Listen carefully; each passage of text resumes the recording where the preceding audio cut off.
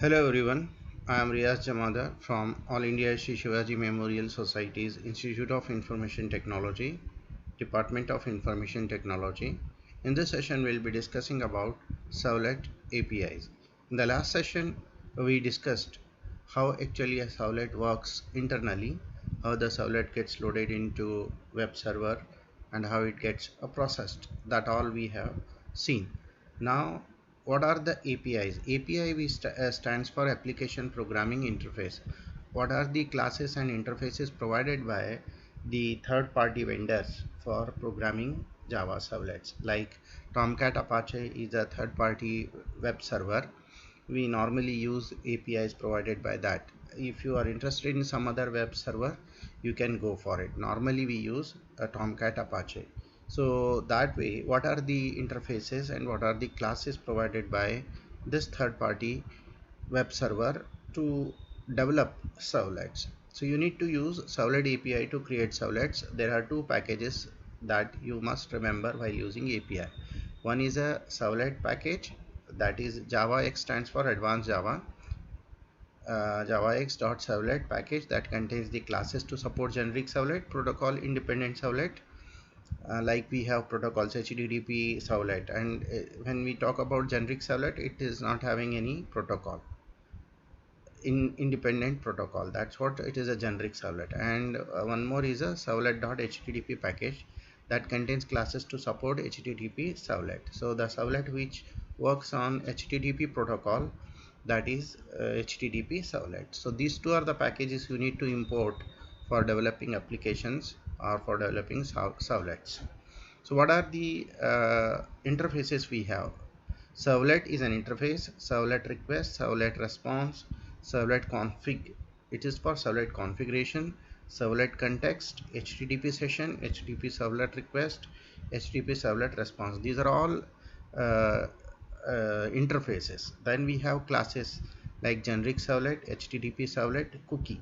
These are classes. The generic servlet is a class which implements servlet interface. HTTP servlet is again a class which extends generic servlets, and cookie is again a class that is used for programming cookies.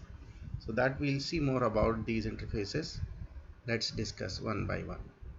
So when we talk about HTTP servlet, normally we use HTTP servlet for programming because the web-based applications make use of HTTP protocol.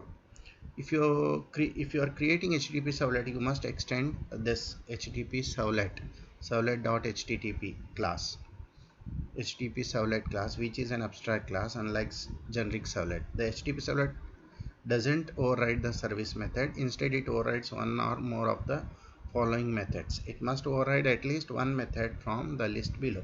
So when you go for HTTP servlet, your servlet will going to extend HTTP servlet, and HTTP servlet has extended generic servlet. So when HTTP servlet extends generic servlet, whatever methods we have in generic servlet, normally we find lifecycle methods like service and init and destroy. Init, destroy and service, these are the methods of generic servlet. These have been defined in generic servlet. When HTTP servlet extends generic servlet, these default definitions of generic servlet are available to HTTP servlet. So you don't need to override service method of generic servlet. Instead, you should override one of the following method which are exclusively for HTTP protocol. So do get, do post, do put, do delete, init, destroy. If you are interested in particular way of initializing a servlet in the beginning and before destroying, before unloading it from the memory, if you want to do some sort of cleanup job, that time you have to override destroy method, and in order to get the information about the servlet, get servlet info. These are the methods. Normally we override do get and do post. So do get is to get some resource from the web server, getting some information from the server, whereas do post is used to send information from client to server. From your browser, some information will be sent to the browser. That time you will override do post. So normally the procedure is what, when you want to get some sort of resource or any information from browser, sorry, from server, you have to go for do get method. And when you want to send some information from browser to server, you need to override do post method. And even you can have both the methods in your program, do get, do post. If you want do get or do post, when you have both the methods in your program, normally you should have call for the other in one of the method. Like you may call do get in do post, or you may call do post in do get. Do get and do post will be called by the service method. The service method will invoke these life cycle methods. So I hope you enjoyed the session. These are the servlet APIs and methods we need to use for developing web-based applications. Thank you for watching.